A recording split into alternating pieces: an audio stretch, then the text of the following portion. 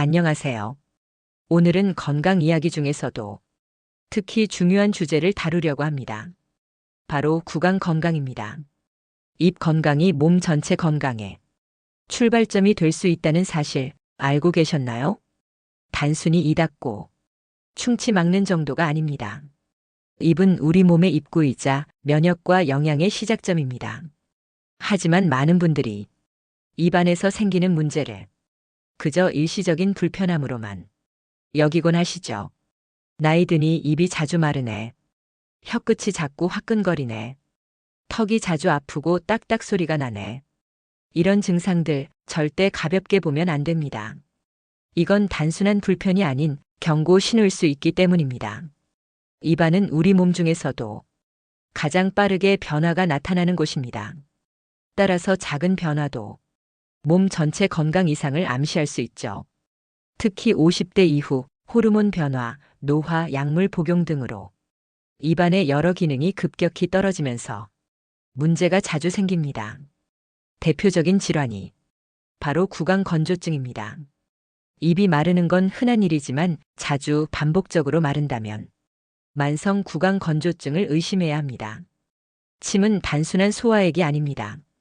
입안의 균형을 잡아주고 세균 증식을 막아주는 아주 중요한 방어막이죠. 침이 줄어들면 입냄새가 심해지고 충치와 잇몸병 위험이 커지고 음식 삼키기도 어려워집니다. 또 다른 문제가 구강작열 감증 후군입니다. 혀나 입천장, 입술 등에 화끈거리는 통증이 생기는데요. 겉보기엔 아무 이상이 없지만 통증은 매우 강하고 오래갑니다.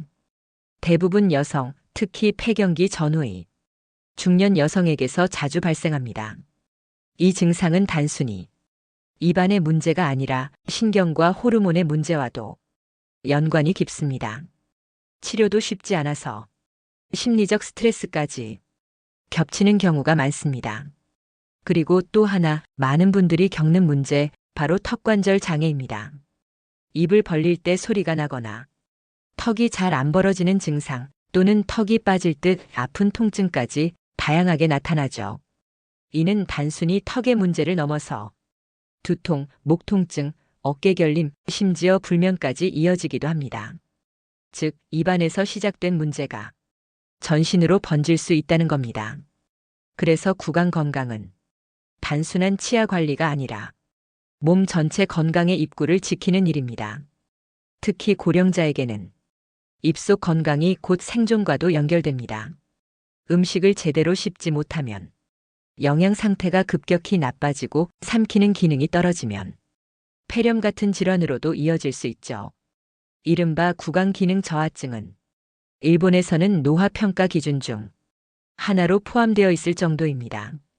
말하는 능력, 씹는 능력, 삼키는 능력 모두 삶의 질을 결정짓는 핵심 기능입니다. 그래서 정기적인 구강 검진과 적절한 치료 관리는 필수입니다. 입안이 자주 마르거나 혀끝이 화끈거리거나 턱이 자주 아프다면 절대 참고 넘기지 마세요. 지금 내 몸이 보내는 도움 요청 신호일 수 있습니다. 앞으로 이어질 영상에서는 이러한 질환들의 원인과 정확한 진단법, 치료 방법, 그리고 생활 속 관리 팁까지 자세히 소개해 드릴 예정입니다. 건강하게 오래 살고 싶으시다면 입안부터 챙기셔야 합니다. 입안의 작은 변화가 건강에 큰 차이를 만들 수 있습니다. 많은 분들이 말씀하세요. 나이 드니 입이 말라서 물을 자꾸 찾게 되네요. 물론 나이가 들면 입안이 마르는 건 자연스러운 변화일 수 있습니다. 하지만 단순한 노화가 아닌 질병의 신호일 수 있다는 점 꼭 기억하셔야 합니다. 입이 마르면 가장 먼저 침의 역할이 줄어듭니다. 침은 단순히 음식을 적시는 기능이 아닙니다. 입속 세균을 억제하고 점막을 보호하며 충치와 잇몸병을 막아주는 중요한 방어막입니다. 그 침이 줄어들면 입속은 빠르게 약해집니다. 가장 흔한 증상이 입냄새입니다. 침이 부족하면 입속 세균이 활발해지고 냄새 분자가 축적되죠. 하지만 많은 분들이 입냄새가 나는 걸 자기만 모르는 경우가 많습니다. 또 하나, 음식 삼키기가 어려워집니다. 삼킬 때 침이 부족하면 목에 걸리는 느낌이 생기고 기침이 자주 나기도 합니다. 고령자에게는 이러한 문제들이 흡인성 폐렴으로까지 이어질 수 있습니다. 흔히 알고 계시는 침 삼키다 살에 들림. 그 증상이 반복되면 기관지나 폐에 음식물이 들어가 심각한 폐렴으로 이어지죠. 이처럼 구강건조는 결코 가벼운 증상이 아닙니다. 그렇다면 구강건조증은 왜 생길까요? 가장 흔한 원인은 약물입니다. 고혈압약, 항우울제, 항히스타민제, 이뇨제 등 많은 약들이 침 분비를 억제하는 부작용을 가집니다. 특히 60대 이상에서는 23가지 약을 동시에 복용하는 분들이 많습니다. 이런 약물의 조합이 입마름을 더 악화시킵니다. 두 번째 원인은 호르몬 변화입니다. 특히 폐경 이후 여성에게 구강 건조증이 많이 발생합니다. 여성 호르몬이 줄면 침샘 기능도 떨어지고 점막이 얇아져 민감해지죠. 또한 당뇨나 갑상선 질환, 류마티스 질환을 가진 분들에게도 구강 건조증은 매우 흔합니다. 세 번째, 심리적 스트레스입니다. 긴장하거나 불안하면 자율신경이 침 분비를 억제하는 방향으로 작동합니다. 중요한 발표를 앞두고 입이 바짝 마르는 경험 다들 있으시죠? 스트레스가 만성화되면 그 상태가 계속되는 겁니다. 특히 불면, 우울증, 공황장애와 동반되기도 합니다. 구강 건조증은 원인이 다양하고 복합적이기 때문에 단순한 보습제나 물 섭취만으로 해결되지 않습니다. 치료를 위해서는 정확한 진단이 필수입니다. 침 분비량을 측정하는 검사, 점막의 상태 확인, 복용 중인 약물 확인 등을 꼼꼼히 살펴야 합니다. 필요에 따라 약을 조정하거나 침샘 기능을 자극하는 약을 복용하기도 합니다. 또한 침샘 마사지, 무설탕 껌 씹기, 구강 보습제 사용도 도움이 됩니다. 실내 습도를 유지하고 물 자주 마시기, 카페인 줄이기 등도 중요합니다.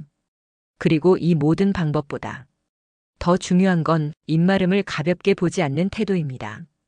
입이 마르기 시작하면 그냥 나이 들어서 그러려니 넘기지 마세요. 그 순간 우리 몸은 건강의 방어막을 하나 잃고 있다는 뜻입니다. 침은 몸이 만들어주는 가장 훌륭한 구강약입니다. 그 침이 줄어들었다면 그 자체가 경고입니다. 입이 말라서 말하는 게 불편하다면, 잠들기 전에 목이 너무 건조하다면, 음식 삼키기 힘들어진다면 지금 바로 전문의의 도움을 받아보시길 바랍니다. 앞으로 영상에서는 구강장 열감증후군, 턱관절 장애, 노화로 인한 잇몸 퇴축 등 다양한 구강 질환들을 하나씩 짚어드릴 예정입니다.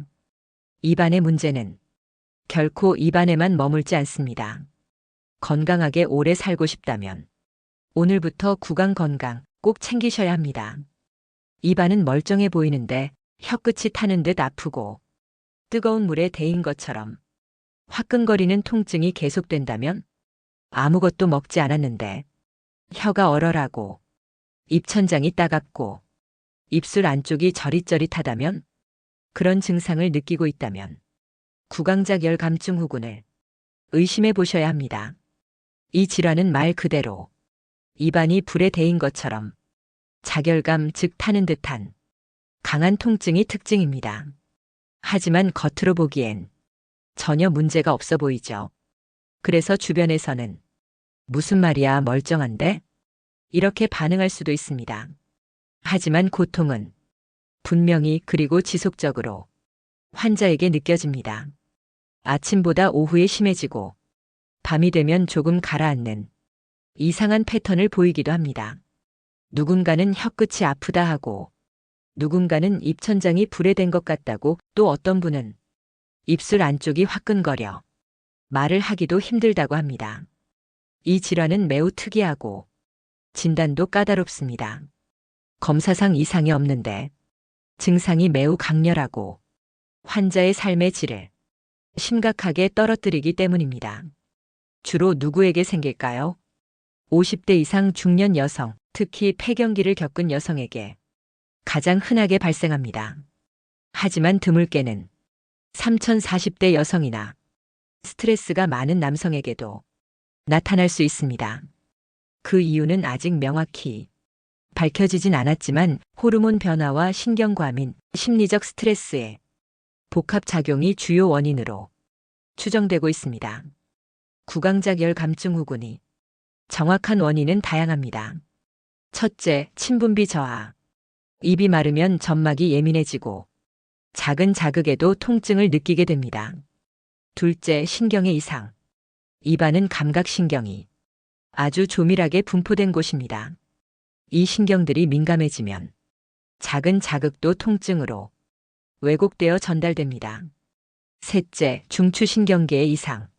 말초신경이 아닌 뇌에서의 감각인식 자체가 비정상화된 경우도 있습니다. 넷째, 정신적 요인. 우울증, 불면증, 공황장애 등을 겪는 분들에게 자주 나타납니다. 입안의 통증이 신체화 증상으로 나타나는 경우도 있습니다. 다섯째, 위산 역류나 알레르기, 영양소 결핍 등이 간접적인 영향을 줄 수 있습니다. 진단은 어떻게 할까요? 가장 중요한 것은 환자의 증상 설명입니다. 혀가 아픈가요? 입천장이 대인 것 같나요? 특정 음식이 더 자극적인가요? 그리고 반드시 확인해야 할 것은 입안에 실제 병변이 있는지 여부입니다. 혀의 상처나 궤양, 백태 등이 동반되어 있다면 다른 질환일 수 있습니다.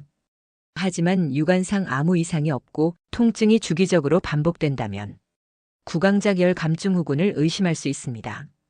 이 질환은 단순한 소염제나 진통제로는 잘 낫지 않습니다. 치료는 주로 신경조절제나 항우울제, 항경련제 등이 사용되며 신경전달 물질의 균형을 되찾는 방식으로 접근합니다. 물론 이 약들에 대한 거부감이 드실 수 있습니다. 왜 입이 아픈데 신경약을 먹어야 하죠? 이렇게 생각하실 수도 있습니다. 하지만 이 질환은 감각 이상을 바로잡는 것이 치료의 핵심입니다. 따라서 꾸준한 약물 치료와 함께 심리적 안정, 수면 개선, 영양 상태 점검 등이 함께 이루어져야 좋은 효과를 기대할 수 있습니다. 생활 속에서는 뜨겁거나 맵고 짠 음식은 피하고 부드러운 음식을 섭취하고 차가운 물로 입안을 헹구는 습관도 도움이 됩니다. 자극이 되는 치약이나 구강청결제도 일시적으로 중단하는 것이 좋습니다. 무엇보다 중요한 건 이 질환이 절대 환자의 예민함이나 심리적 문제만은 아니라는 점입니다. 실제로 많은 연구에서 구강작열 감증 후군은 명확한 뇌신경 이상이 동반되는 질환임이 밝혀졌습니다. 이 질환을 겪는 분들 중에는 오랜 기간 동안 여러 병원을 전전하다가 이건 그냥 신경성입니다. 이 말 한마디에 상처받고 치료를 포기한 분들도 계십니다. 하지만 포기하지 마세요. 치료는 분명 가능하고 실제로 증상이 좋아진 분들도 많이 계십니다. 중요한 건 정확한 진단과 꾸준한 치료 그리고 주변의 이해와 지지입니다. 누군가 입이 따갑다 혀가 아프다 말할 때 그런 걸로 병원 가? 가 아니라 혹시 구강장열감 아닐까? 이렇게 반응해 줄 수 있는 사회적 인식도 필요합니다. 입은 말을 하는 곳이자 마음을 표현하는 곳입니다. 그 입이 아프다는 건 몸도 마음도 지쳐 있다는 신호일 수 있습니다. 조용히 시작되지만 결코 조용히 지나가지 않는 병, 구강작열 감증 후군. 혼자 앓지 마시고 반드시 전문의와 상의해 정확한 진단과 치료 받으시길 바랍니다. 입안의 고통이 사라지면 삶의 질도 훨씬 달라질 수 있습니다. 입을 벌릴 때 딱 소리가 나거나 턱이 걸리는 듯한 느낌 혹시 경험해 보셨나요? 음식을 씹다가 턱이 빠질 것 같은 느낌, 입을 벌리려는데 아예 안 벌어지는 날도 있고 벌렸다가 다치지 않을 때도 있죠. 이런 증상들이 반복된다면 턱관절 장애를 의심해 볼 필요가 있습니다. 턱관절 장애는 턱을 움직이는 관절과 그 주변 근육, 인대에 문제가 생기는 상태를 말합니다.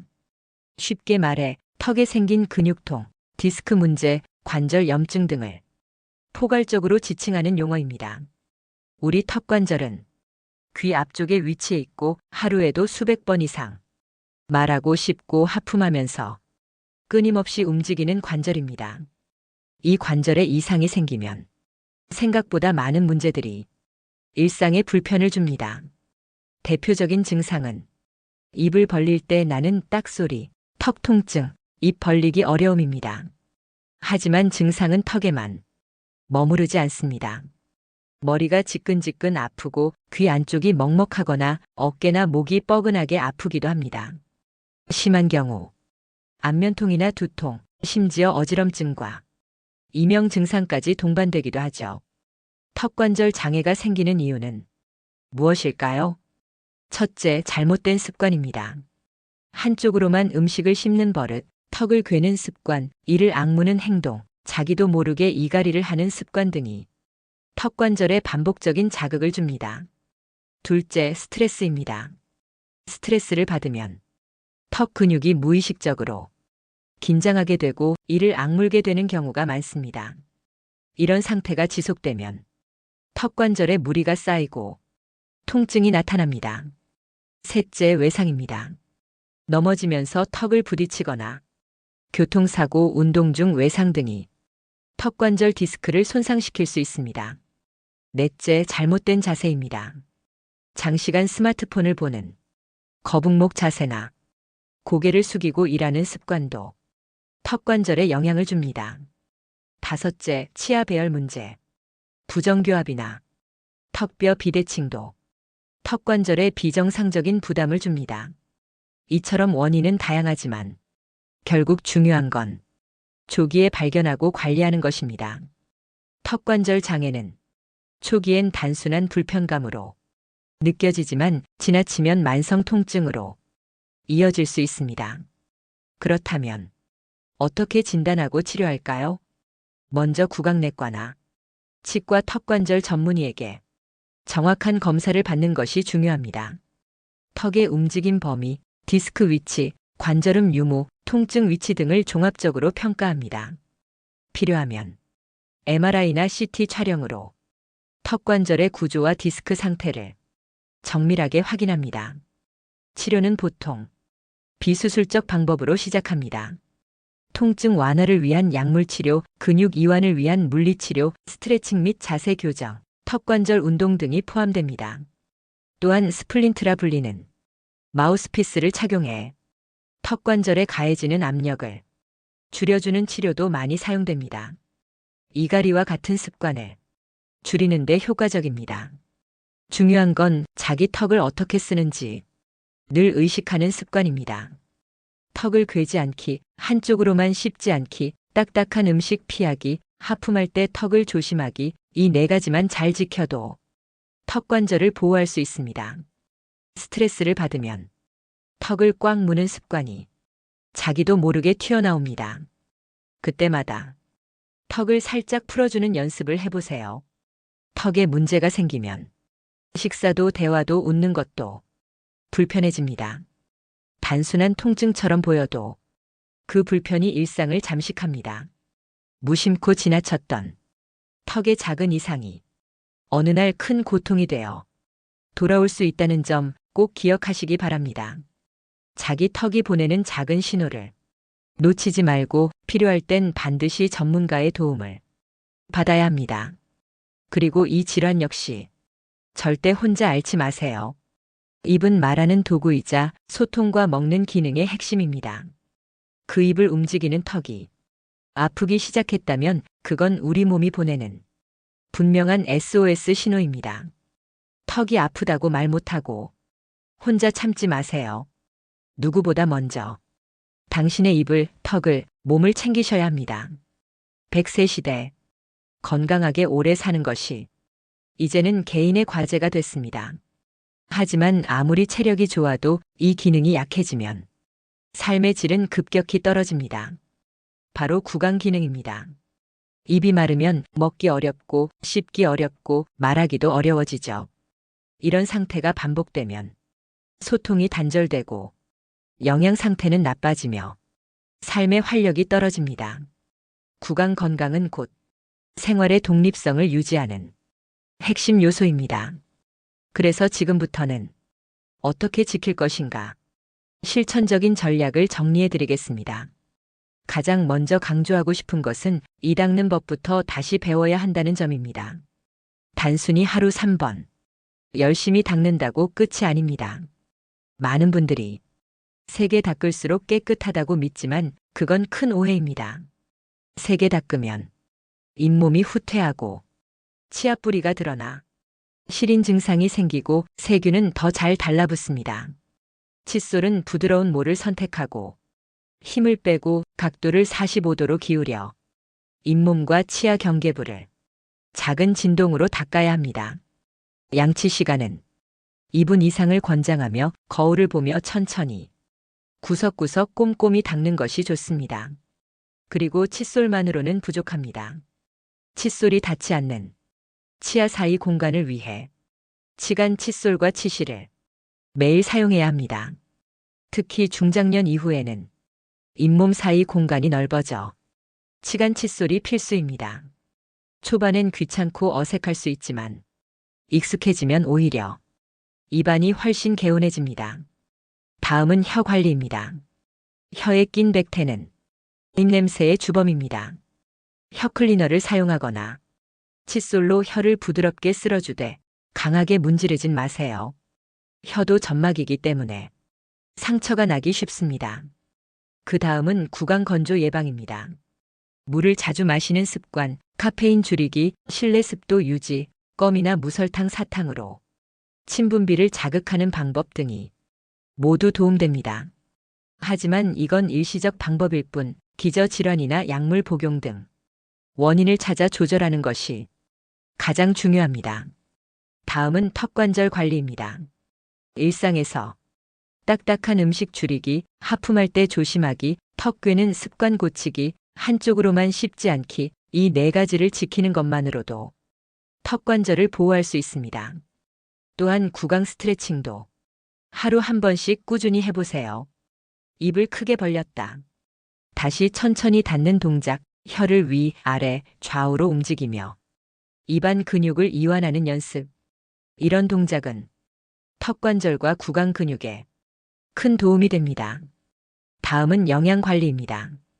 비타민 B군, 아연, 철분, 오메가3 지방산, 셀레늄 등 입안 점막과 신경 건강에 도움이 되는 영양소를 균형 있게 섭취해야 합니다. 특히 구강작열 감증 후군이나 구내염이 자주 생기는 분은 이런 영양 상태부터 점검해 볼 필요가 있습니다. 구강 기능이 떨어지면 자연스럽게 음식도 부드러운 것만 찾게 됩니다. 하지만 너무 부드러운 음식 위주로 식사를 하면 씹는 자극이 줄어 턱 근육이 약해지고 침 분비도 줄어들게 됩니다. 따라서 식단은 적당히 씹는 자극이 있는 식재료로 구성해 주는 것이 좋습니다. 당근, 오이, 단단한 과일처럼 적당한 경도의 식재료를 하루에 한두 번이라도 씹는 연습을 하는 게 노년기 구강 기능 유지에 도움이 됩니다. 또한 정기검진은 가장 중요한 예방책입니다. 치과는 아플 때 가는 곳이 아니라 문제가 생기기 전에 가는 곳이어야 합니다.